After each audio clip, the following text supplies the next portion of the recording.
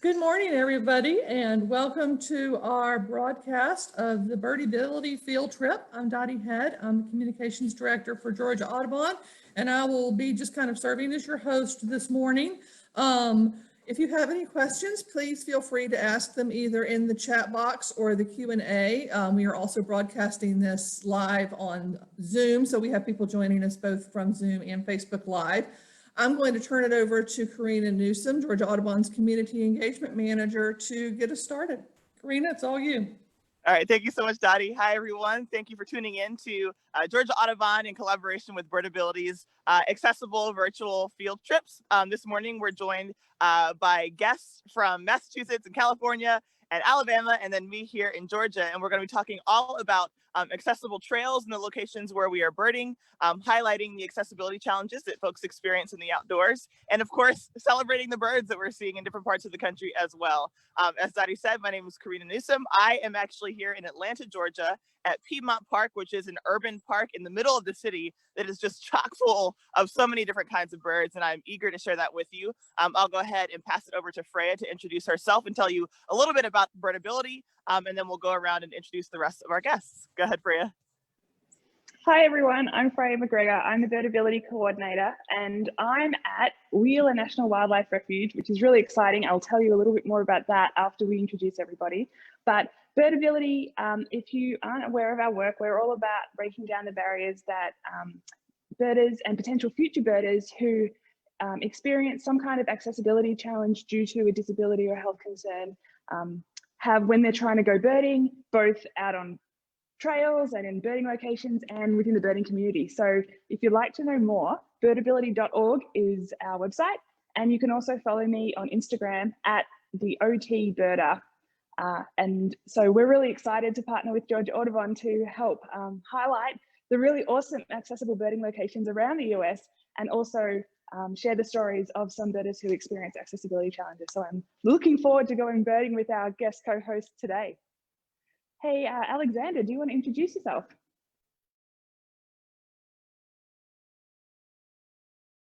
Hi, there we are.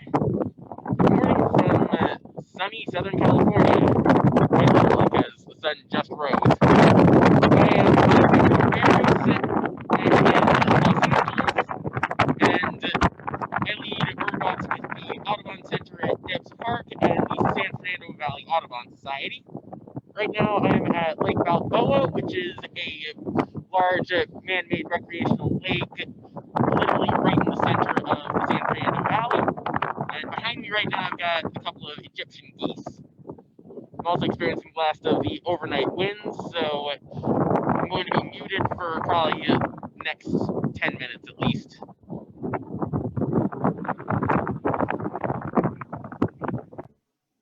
Thanks, Alexander. Hey, Jerry, would you like to introduce yourself and talk a little bit about you and what kind of birding you're doing today?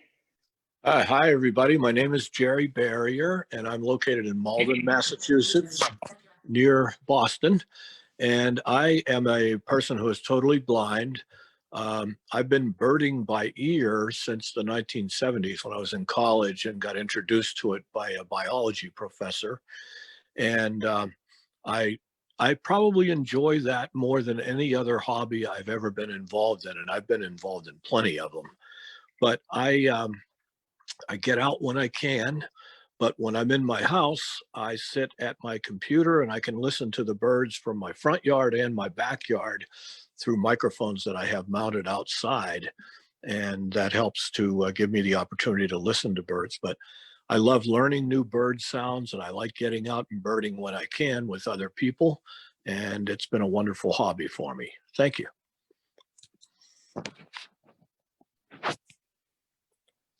Awesome, perfect. So we'll go ahead and pass it over to Freya. We're going to start with Freya because Freya is in a really special location this morning and has some really cool birds to show us. So Freya, show us where you are and what you're seeing. So I'm at Wheeler National Wildlife Refuge, which is in northern Alabama, and it's one of the best places to see overwintering sandhill cranes. The current count is that there are 21,000 sandhill cranes at Wheeler National Wildlife Refuge right now, which is a lot of birds, and 7 whooping cranes. Whooping cranes are endangered. They're like super special. They're also white and a lot bigger than sandhill cranes. And before I show you where I am, I just want to show you the birds that I can see. That maybe doesn't look so excited, but I'm going to get you here in my binoculars. There is a lot of sandhill cranes out there, sneaking around, doing crane things. Oh, a bit of chasing. But just behind that pole is a larger white bird. Hopefully you can tell it's white against the gray. That's a whooping crane. That's one of 7 that's here. So it's pretty fantastic that it's sticking around for us all to have a look at. That's very cool. Here goes some sandhill cranes flying past. So I'm in, oh, sorry. I'm in the big observation building that's here. And this has been closed for the last 9 months or so because of COVID, and it's hard to socially distance inside a building. But the really kind folks here at Wheeler have let me in just to show you all about this, which is very, very awesome of them. So this observation building, there's a very tight packed gravel path out here. It's not very far from the visitor center where there's accessible parking. So by not very far, 100 feet, maybe 200 feet. So it's a pretty short distance to get to this building in normal times when it's open, which is not right now. And when you get in here, this is what it looks like. Now, excuse my beanie, it's cold outside, my woolies are sitting there. These seats are normally out, but I've been chatting with the ranger and we're thinking that they might be able to leave these seats packed up when we go back to having the building open, and only pull them out when they have school groups, so that, because if these seats are packed away like this, someone in a wheelchair or with a walking frame can maneuver through this building a lot more easily than they could if these bleacher style seats were out here taking up most of the space. And if these folks here at Wheeler had chairs that could be moved around, that would make this building a lot more accessible. So hopefully that will be what happens going forward. So here's the view from this observation building.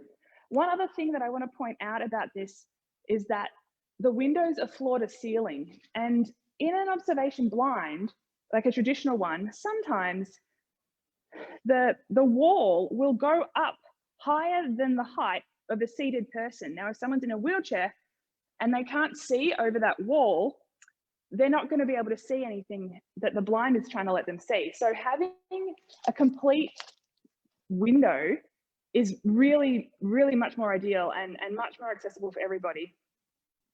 Normally they have the scopes set up here, but they've taken them down for COVID. There's one there that's the height of a standing person, but there's also, super cool to see, there's a scope set up and there's a little wheelchair sign on it too. There's a scope set up at the height of a seated person, like someone using a wheelchair. So that is really cool. I think that's really awesome that they have that set up. In this building actually has views on 3 sides, which is pretty fabulous. So there's more sandhill cranes and other waterfowl out here. In fact, there were 2 more. There's another whooping crane out there. Out of 7, how lucky are we? We get to see 2. You have to believe me, maybe. There's a little white dot way out there of a whooping crane. There's also, there's an upstairs, which we won't go up because not everyone can do stairs, but there is an upstairs, which is fun if you can do stairs. There's more places to see. And then there's a little water feature out here and a wood duck nest box. So, and some ducks out there. I didn't expect to see those. I think they're ringneck ducks mostly. So this is really cool. And I wanted to show you all, there are the ducks. I wanted to show you all this building because it's a really fantastic example of how such a fancy observation building can also be built to be accessible, which is really, really awesome. So if you all ever get a chance to come to Wheeler National Wildlife Refuge in the winter, hopefully this building will be open. If not, there's lots more accessibility stuff and I'll show you in a second, but it's a really cool place. And these sandhill cranes, they're just super. I'll just show you once more before I pass it over to someone else. These guys are great. Sandhill cranes, how much fun. All right. Has anyone got anything to share? Wow, Freya, that is absolutely I have, amazing. lots Thank you of for showing us the birds crane. on my end. And that was a really cool presentation.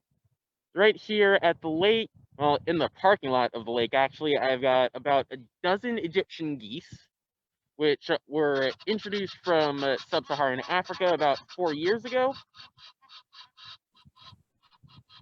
Just hear them calling right Hey, now. Alexander, can you tell us where you are one more time, please? The wind was really affecting your sound when you introduced yourself. Okay, I will do that in a sec, because I've also got a wood duck, which is not usually found at this location. And I have, or had, okay, still have a small flock of lark sparrows. A bit harder to see moving around in the grass. Yes, those are the birds where I am. So once again, I am Alexander deBarros. I lead bird walks for San Fernando Audubon and the Audubon Center at Debs Park. Right now I am at Lake Balboa, which is a recreational lake in the center of the San Fernando Valley. It's got a nice flat trail going around the whole perimeter, and it is one of the birdiest spots in LA.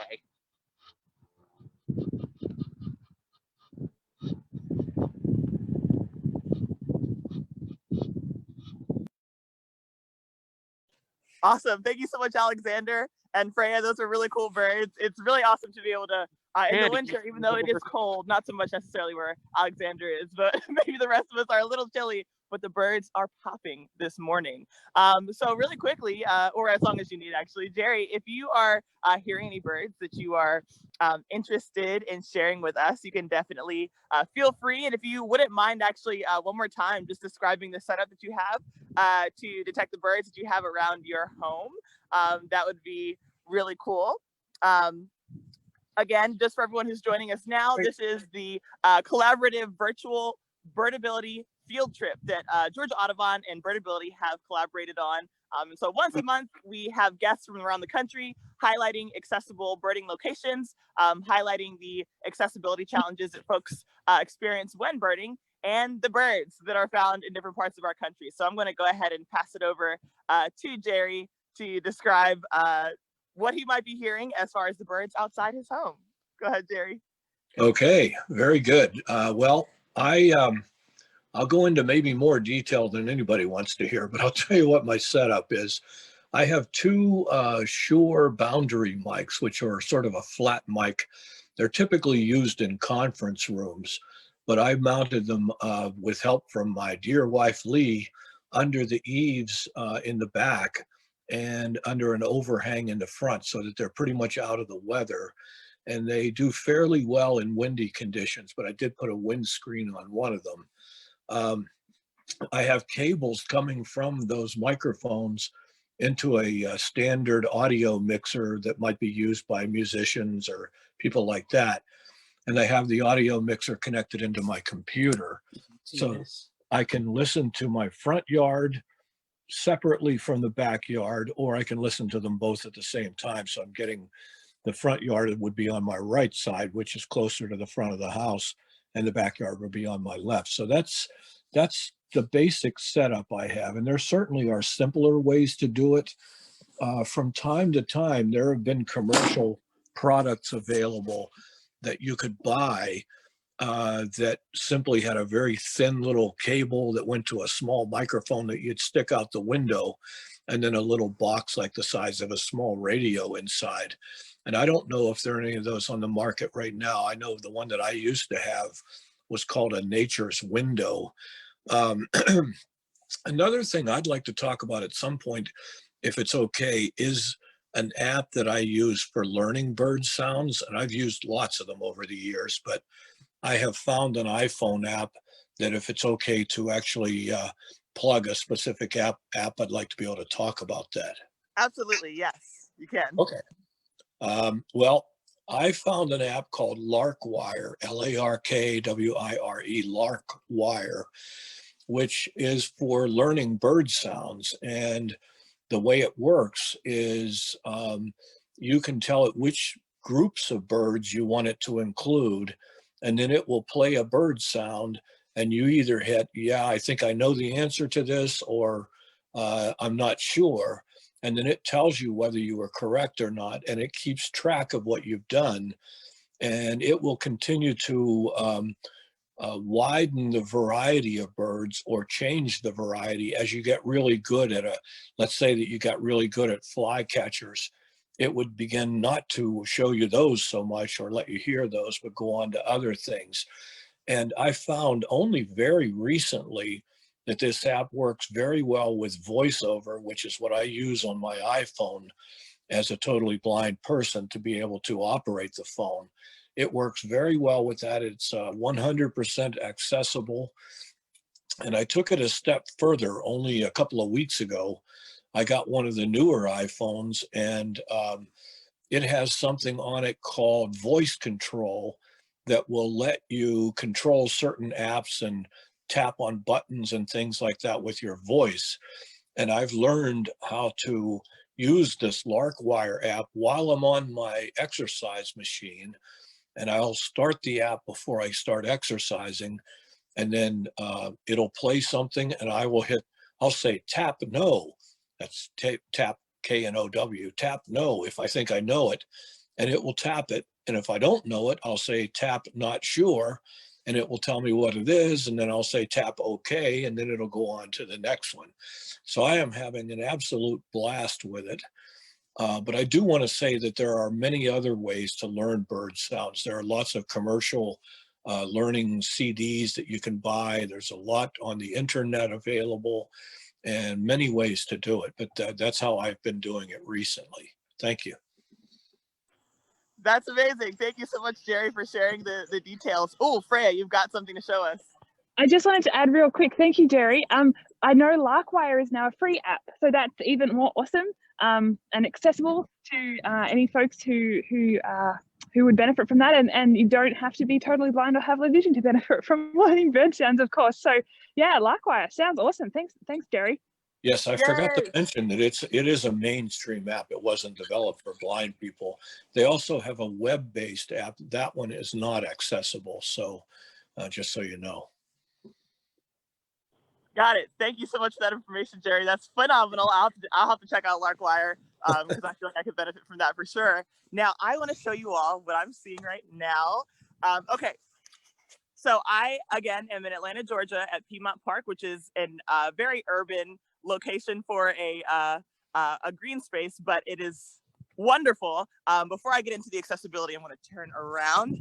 I am at a lake in the middle of Piedmont Park, and right now I'm looking at a double-crested cormorant.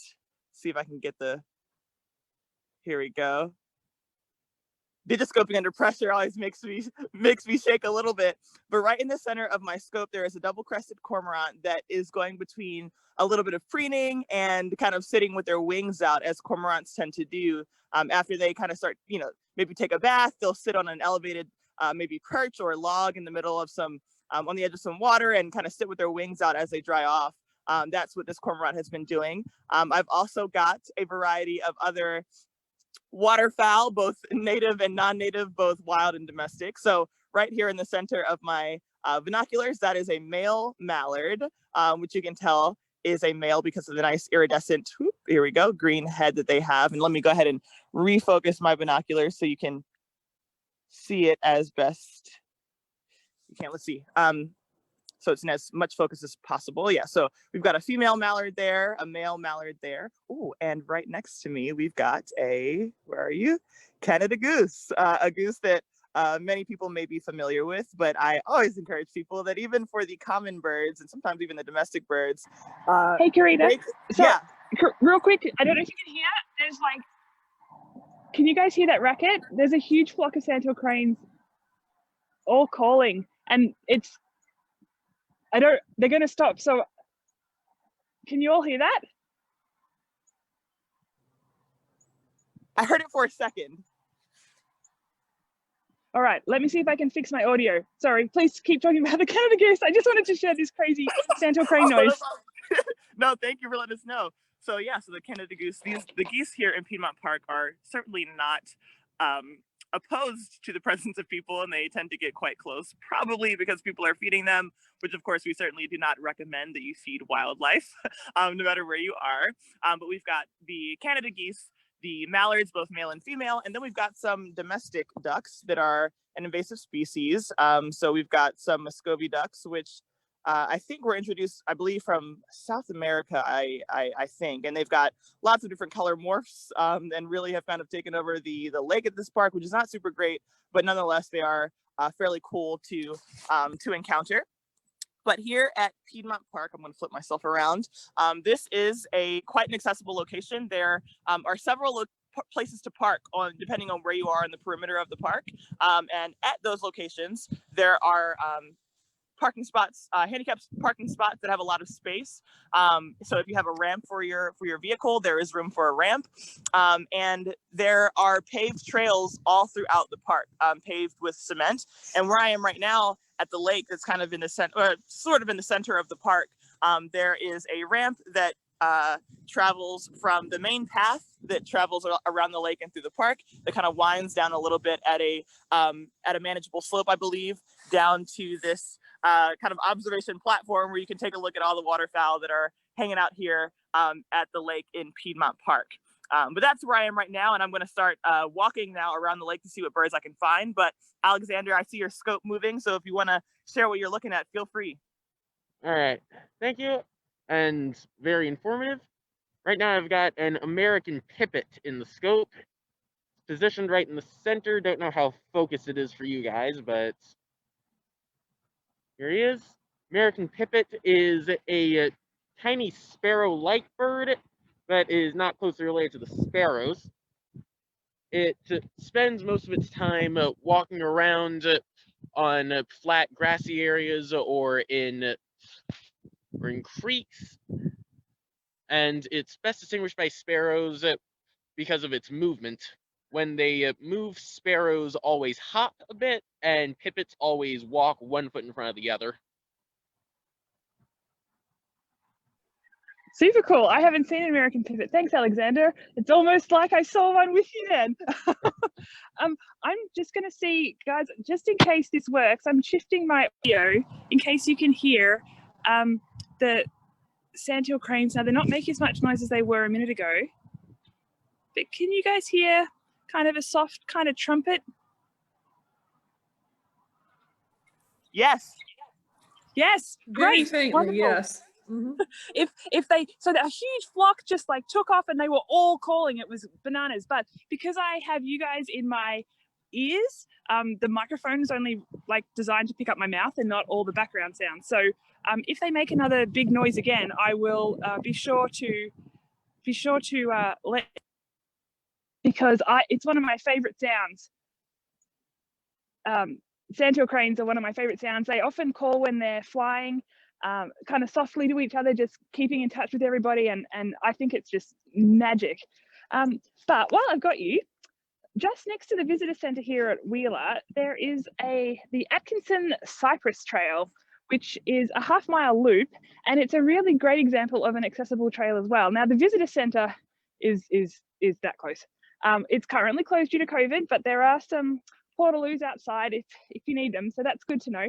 Now this trail, last time I was here, there were like 1 million cedar waxwings. Maybe that's a slight exaggeration, but there are a lot of cedar waxwings along this trail. And so the crash gravel, it's really wide, that's great. And we get to this boardwalk that has that winds through this lovely cypress swamp. Now, one thing that was the case last time that does have an impact on accessibility, and we might not often think about it. Last time I was here, about 2 months ago, the cypress needles, they're not leaves. The stuff that's normally green that hangs on branches, because it was the end of fall, it had all fallen down onto this boardwalk, and it was actually so thick, like it was 1/2 foot to 1 foot thick, and it was all right for me to walk over, But if someone was here with a wheelchair, with a walking frame, with a stroller, with a little kid, it would have been really, really hard to navigate over that big, thick kind of layer of cushiony cypress needle things. So that's really interesting. And when I spoke to the folks here, they said they come out and blow it off the boardwalk every week. So they knew that this was a problem. They knew they had to do something about it. And that's awesome. And maybe I just got there the day before, but that may indicate they need to come out and blow it more than once a week. So we talked about that, and they're totally taking that recommendation on board. So that's really awesome. It shows you that there are a lot of folks out there that if you give them some information about how to improve the accessibility of their place, they'll try really hard to do that for you. So advocate, if you politely and positively advocate for improvements, and you never know what might happen. If you want a hand with knowing how to write an email or anything, there is a template on our website at birdability.org under resources that you can download and add in your own information. But it's sort of just an easy template to kind of work from or use if you wanted to send an email to your city council or the state park, someone to say, hey, like, look, that was great, but this would be better if you're able to do this little tweak. So advocacy is awesome, and so is this boardwalk. If I may pop in for a sec, I've got an accessibility challenge with the trail I'm on right now. As soon as the camera switches, there we go. So the whole trail I'm on is completely paved, except for this. Actually, no, that doesn't really look as good as I hoped, so switching back around. The whole trail I'm on is completely paved in concrete, except for this one. Didn't pass by. Except for this one little spot in the crosswalk. There is a connection between the pavement and the concrete a few feet away, but that's not actually in the crosswalk. That's a good point to make, Alexander. Thank you for pointing that out. And Freya for pointing out the gaps in accessibility, because oftentimes, there may be a generally accessible trail, right? And then for some reason, there's a gap in that accessibility, whether it's because of seasonal issues like leaves falling, needles, whatever they are, Freya, falling on the ground, or issues with pavement. Really quickly, before I go into the birds that I'm seeing right now, Jerry or Alexander, is there anything that you wanted to share bird-wise before I share what I've got here? Okay. Yeah, this is Jerry. Hi, Jerry. Since I'm not able to show you birds around here, I just want to point out some of the ones that I typically hear from where I live.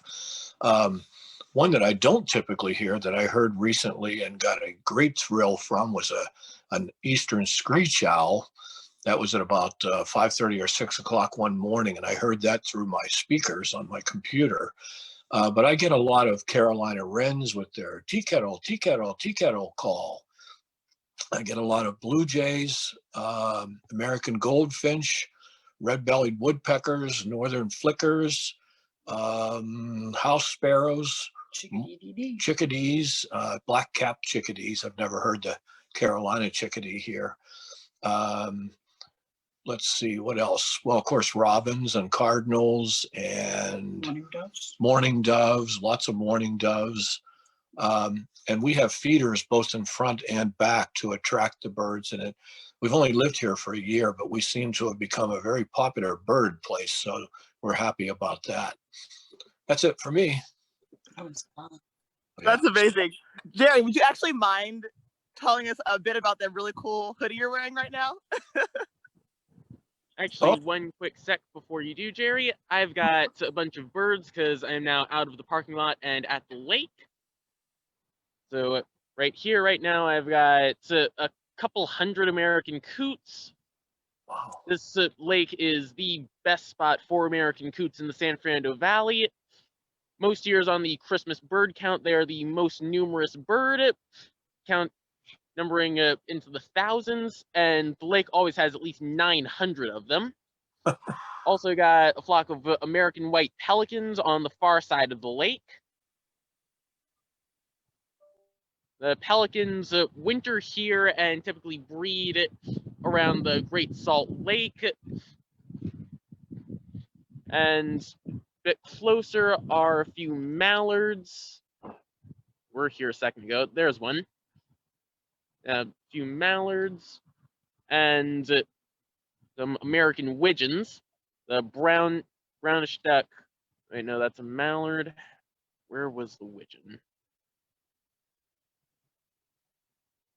Okay, not seeing the widgeon anymore, but still lots of cool birds. And that's all I've got.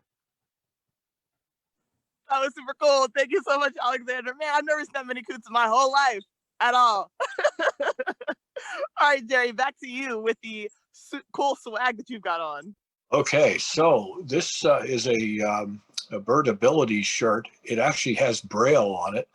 It's not written like Braille that a blind person would read, although I can feel it. I think they use puff paint to make it. But it says bird on, which is the hashtag that we're using for Birdability. And this was a great project that Freya was directly involved in with some other people to create t-shirts, short sleeve, long sleeve, and also hoodies. And they only sold them for a short period of time, and they may bring them back again at some point. But Freya, did you want to say anything more about that?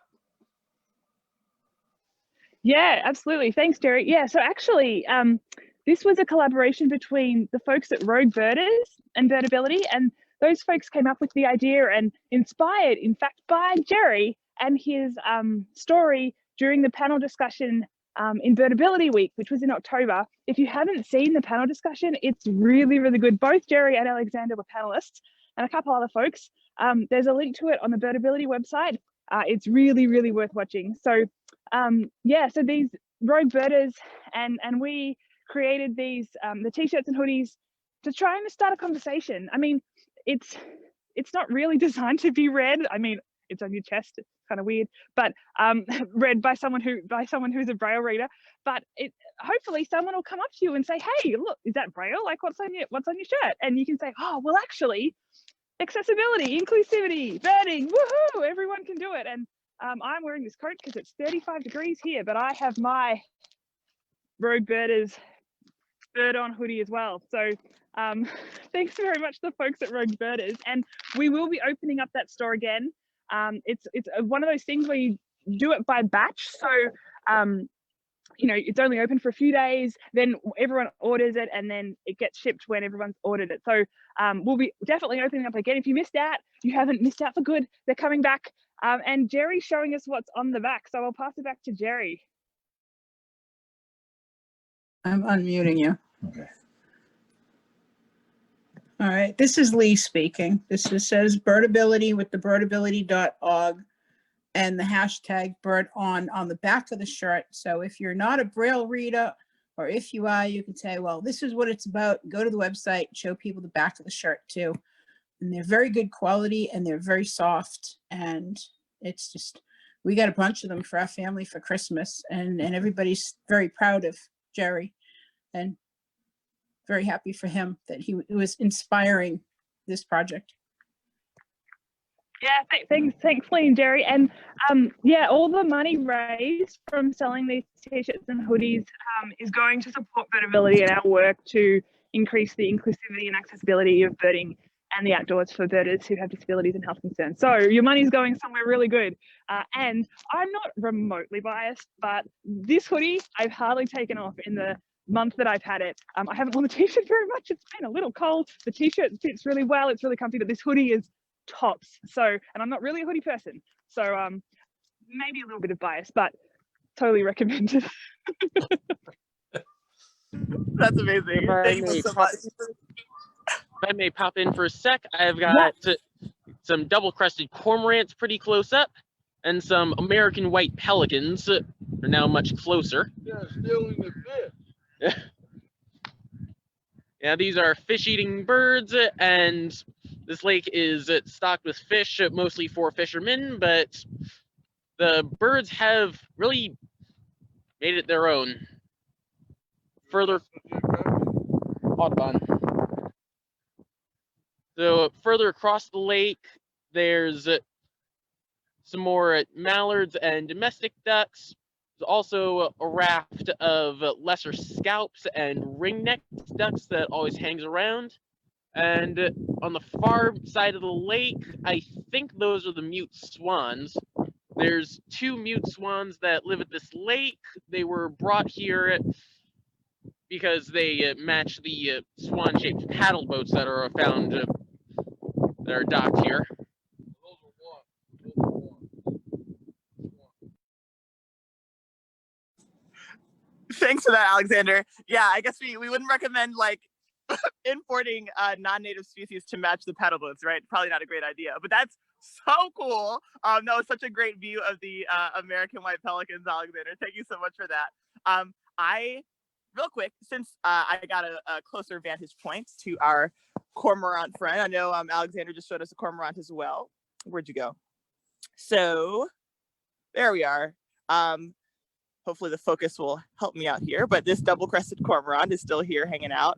And these birds do have, they've got less feather oil, less preening oil on their feathers than most birds do. Birds do produce oil that they will put on their feathers from a nice little gland above their butt to help keep them waterproof, and cormorants have much less of that. And it actually helps them to be able to dive. They're diving birds. Oop, there's a poop for us right there on camera.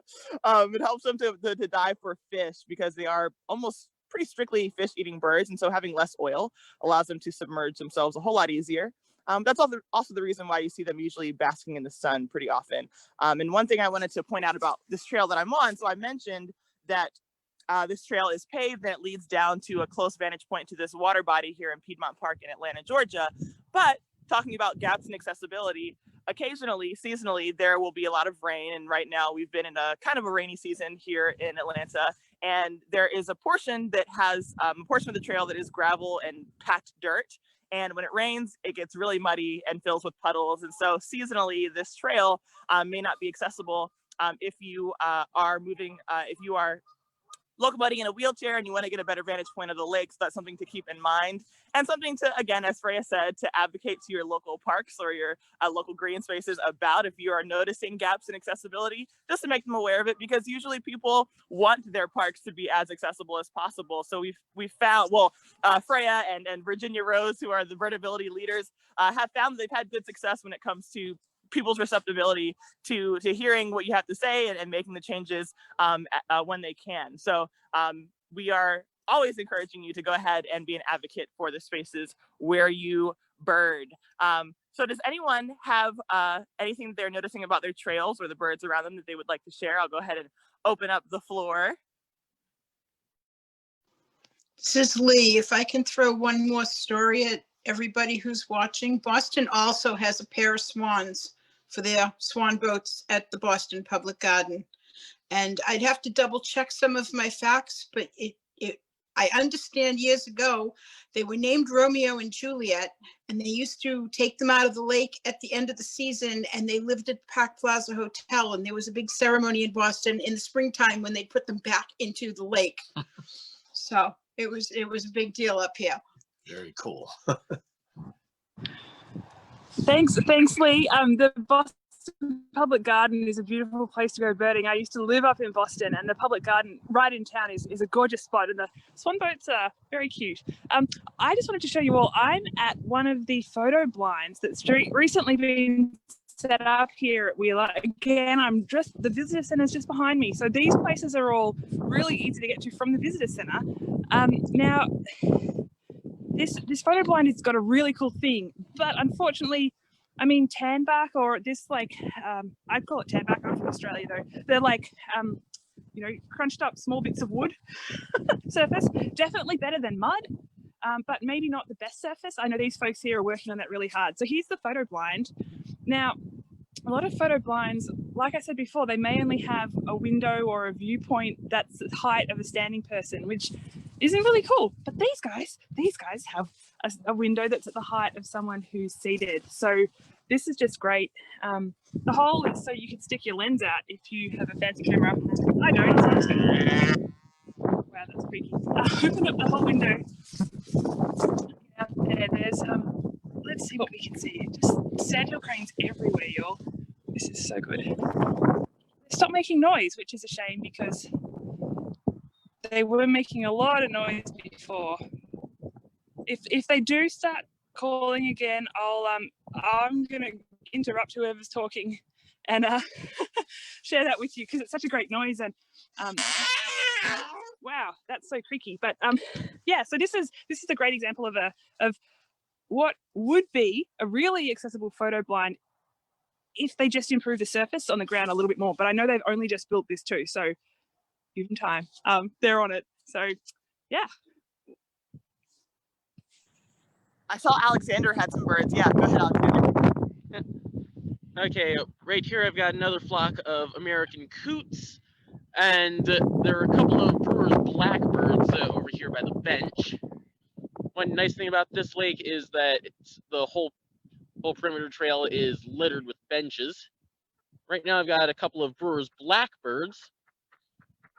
Because there's lots of people here at the lake and a lot of them feed the birds, it's one of the best areas for drawing in American coots and mallards and blackbirds.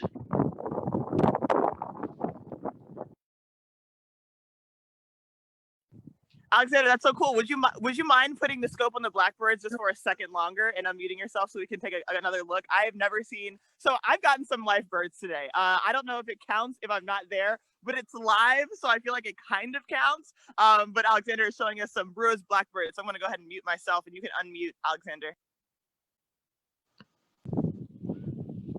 Yeah, thanks, Corina. I've also gotten a few life birds. We don't have sandhill cranes or whooping cranes in Southern California, so that's been fun to get. Right here we've got male and female Brewers blackbirds. This lake is also good for brown-head cowbirds and red-winged blackbirds. And further out on the lake, there's a small group of western gulls that are taking off. Lake is one of the best areas for gulls most years. This year overall was pretty bad for them. You said that you're experiencing kind of a wet spell. LA is experiencing a crazy dry spell. We've only had 2 storms this year, and one of those was after the Christmas bird count. There go the western gulls.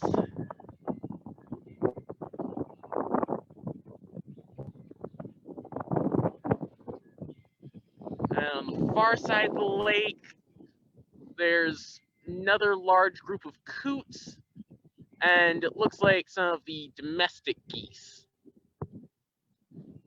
This lake does, in addition to the mute swans, we've got mixed flock of gray-lag geese and a couple of swan geese. So, yeah, we get a lot of unique birds at this lake. And here's a snowy egret flying around. Had another one fly fishing earlier. The snowy egrets, I've only observed this behavior with them, but they will fly over water and try and pluck fish from the surface while they're in the air. Right, here comes another one. 2 snowy egrets in the scope now.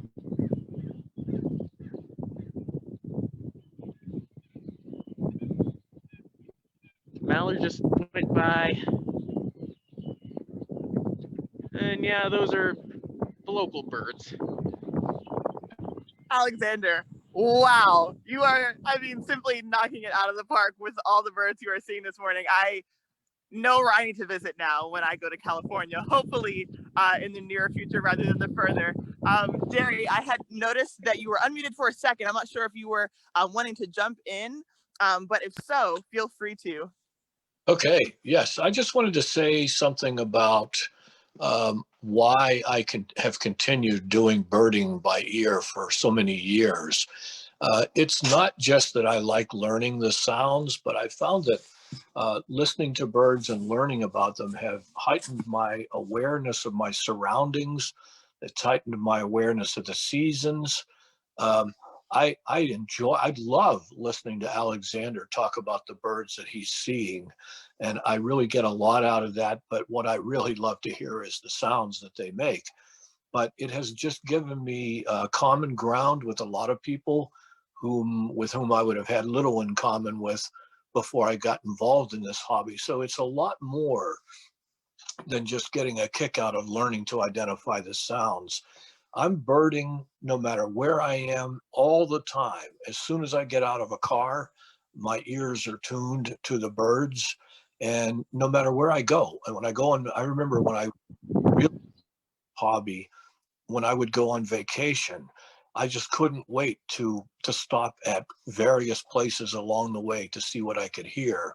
And often I would hear birds that I didn't hear at home. And so if you're a person who's blind and you're thinking, well, I don't know why I'd want to get involved in this hobby, there are lots of good reasons for it to go way beyond just learning the sounds of the birds. So I just thought I would throw that in. All right, thank you very much, Jerry. And right now I've got a yellow rumped warbler. So out here in California, we've got a different subspecies of yellow rumped warbler than you get in Georgia. I had him for a second, now he's disappeared. But there was a yellow rumped warbler here. While you're looking for your yellow rump, Alexander, I'm just going to jump in and say, if any of you are interested in learning more about Jerry and the way he goes birding and maybe what it's like to be totally blind, or if you yourself are blind or have low vision, I'm really excited. We're partnering up with the Audubon Society of Northern Virginia, and hopefully in April, we're going to have a big program that'll be free for anyone to attend on Zoom. We'll record it so you can watch it later as well. A big interview with Jerry about all the things that he does about birding and a little bit about what it's like to be totally blind and what he needs from the birding community in order to be included, and what he needs from sighted folks to enable him to go birding if he joined a bird club or out on the trail. So I'm really excited to learn a lot more from Jerry, and I know a lot of people, Jerry, I know a lot of people were really excited to learn from you in the panel discussion. So this is going to be a really great opportunity for that deep dive. So if you're interested in learning more, stay tuned. Get on the Birdability website, birdability.org. Follow me on Instagram if you're on Instagram at the OT Birder. We're also looking forward to having a newsletter shortly. So there isn't a place to sign up yet on our website, but if you would like to do that, there's a contact us box, and you can send me an email and I'll make sure you're on the newsletter list, and that way you won't miss out on any of our future Georgia Audubon virtual field trips, and also these. And if I may jump in for a second, Freya. So right here, I've got another accessibility challenge. There's the paved trail. There's the pavement under the picnic table, and there is absolutely nothing connecting them. And the trees I'm underneath right now are the preferred roosting area for local black-crowned night herons. Sometimes takes a sec to find them, but this guy is really showing off. So he's got his beak tucked into his feathers right now, but yeah, here's just one sleeping black-crowned night heron. Part of the reason they're called night herons is they are primarily active at night. Okay, moving over because just on another one. Here he is kind of behind the leaves. Very nice bird.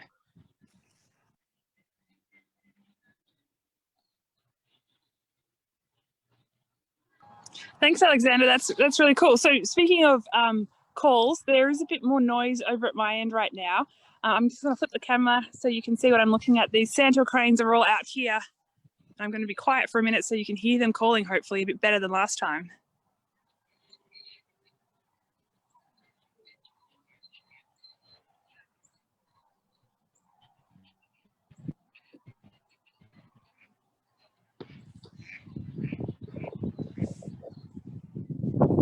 All right, how was that? Hopefully you could hear them. They make a really lovely kind of soft kind of trumpeting call. Sorry that they're not really being loud. Nothing I can do about that. But hopefully you heard a little bit. It's a really lovely soft call, and if you didn't hear it then and you would like to, you could totally Google I know the Cornell Lab of Ornithology's All About Birds website has a lot. When you look up the individual bird, they have links to the bird calls on there, so you could listen to it that way, and you'll hear what I'm trying to share with you a little bit better. Thanks so much, Freya. Alexander, I don't know if you're, oh, actually, do you mind? Yeah, go ahead, take it over, Alexander. I see you got something in the scope. Alright, so right now, I just found a couple of American Widgeons again. And here they are. Got a male on the right, female on the left, and Mallard just passed in front of them. Widgeon is easily our most common duck in Los Angeles. You get them well into the hundreds every single year. They're a bit smaller than the mallard with just a green stripe on the side of the head. And the female has the same general shape, but it's much less overall coloration. And I also don't know if you can hear this behind me, but I'm approaching the flock of blackbirds that always hangs around. So you can hear probably 100 redwings calling right now. Yes. They're also mixed in with brown-headed cowbirds and great-tailed grackles. Hey, before we run out of time, I know we're getting close to time. Thanks, Alexander, for getting so many birds for us visually. Jerry, I was wondering if you could tell us just briefly a little bit about the all-persons trails that Mass Audubon have at a few of their wildlife sanctuaries. I know you were really involved in helping create those trails to be as accessible as possible for everybody. And I've been to a couple, they're really awesome. And so I was hoping you could tell us a little bit about what makes them so special. Well, I've been involved in the creation of 12 accessible trails over the years with Mass Audubon. And on some of them, we have rope guided sections where a person who is blind can, once they get there, that's always the hard part, but they can navigate the trail without assistance. We also have made sure that they are all wheelchair accessible. We have Braille signage in some places. We have various things on the rope guides that tell you whether there's a bench nearby or whether there's something that you should find across from the rope. And we also have Braille and large print literature related to the trails, descriptions, and some of them have also a cell phone guide that you can call on your phone. You don't have to be there. You can call it from anywhere and listen to the descriptions of each stop on the trail and the kinds of birds that frequent the area and so on. And I had the pleasure of doing some of the audio production for those and even read some of the information on a couple of the trails. So those are a few of the things we did. I don't know if you can think of anything I left out, Freya, but it was quite an experience for me. Yeah, well, thanks, Jerry. Yeah, it's really, really cool. And they're the best example I've seen of really, really accessible trails because of all that extra stuff like that rope and the beads on the rope that help. So Jerry said unassisted, I think by a sighted person acting as a sighted guide, he can do it by himself, which is really important for a lot of folks. And so another thing I know they do is they make sure their staff are trained, because you've got this great visitor center and all these wonderful resources, the large print and the Braille interpretive booklets, that if the staff aren't trained in what these are for or how to interact with someone who's blind or has another kind of disability or accessibility challenge, that's kind of a key ingredient. So I know Mass Audubon are kicking goals with this in a really big way. They also have written up, they spent the time to write up this really fantastic booklet explaining what they did and why. And it's free to download from the Mass Audubon website. There is a link on our website, birdability.org, under resources.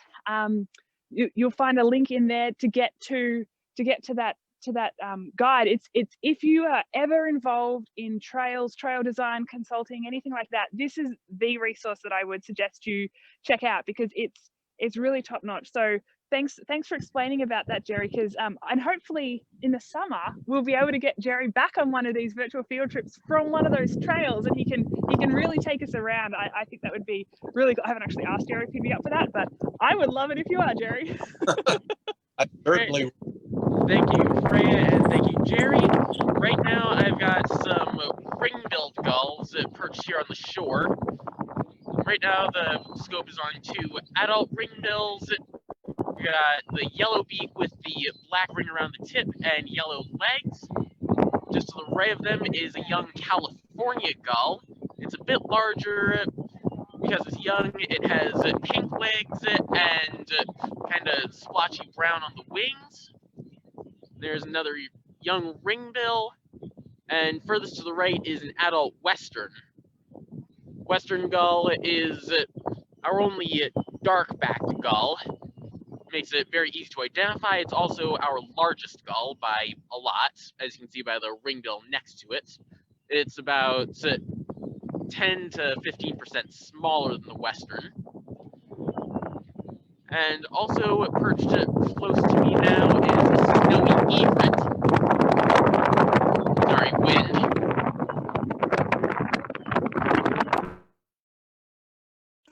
Awesome. Thank you so much, Alexander. We're going to go ahead and start wrapping up now. But before we do, I wanted to reiterate that right now, you know, we're all late to the game in this, but a lot of people are thinking about, sorry, my lips are like frozen. So if I sound a little strange, that's why. But people are thinking a lot about how to be very intentional when it comes to diversity, equity, and inclusion. And it is absolutely critical that you are centering the experiences of people who have accessibility challenges or disabilities when it comes to outdoor exploration. And so the reason why Birdability is so phenomenal is because my mouth is really frozen. They have incredible resources that are at your disposal, such as if you want to plan accessible birding trips where you are, right? There's a resource to help you do that and to think through the things you need to think about and plan for. There is a map, and I want to make sure we plug this. There is a Birdability map in which anyone, when you go outside, you go birding at a location, you go to this Birdability map and you submit a site review that takes you through different elements of the trail or the location where you are to assess how accessible it is. It'll ask you about the slope, about the paths, the railings, things like that, so that when someone who may experience an accessibility challenge wants to know if a certain location is accessible for them, they can look at the reviews that have been done on that place. So anyone can do that. Everyone doing their part, even for an action that small, will make a really huge difference in accessibility. So please do visit birdability.org to look at all the phenomenal resources they have. Freya, I'm going to pass it to you because it is really difficult to talk right now. My whole face is frozen. Oh no, I'm sorry, Corina. It's actually, there were flecks of snow coming at me and I'm not that many hours away from you. So yeah, I'm with you on the cold. I didn't think it snowed in Alabama, but there you go. Yeah, I want to encourage folks, the Birdability map, if you want to contribute to that so that other birders who have accessibility challenges can find out if a trail or a bird blind, for example, or a viewing platform is accessible to them, they can find that information out, because a lot of websites, they'll just say it's accessible. And that's not enough. That's not enough information for most folks to know with some level of certainty if it's something that they could manage. So go to birdability.org and then hit the Birdability map. It will take you to the National Audubon webpage where those folks have helped us with that, which is really cool. It's a quick little checkbox survey too. It's not a thing that's going to take you half an hour. It's really quick, and you don't have to be an expert. You don't have to have an accessibility challenge. Your best guess is okay for gradient. Like you're not expected to be some amazing expert in this. The idea is that the more people who contribute, the more help this will be for folks who need this information. So yeah, please do check that out. And if you experience an accessibility challenge, hopefully this will be a helpful resource for you as well.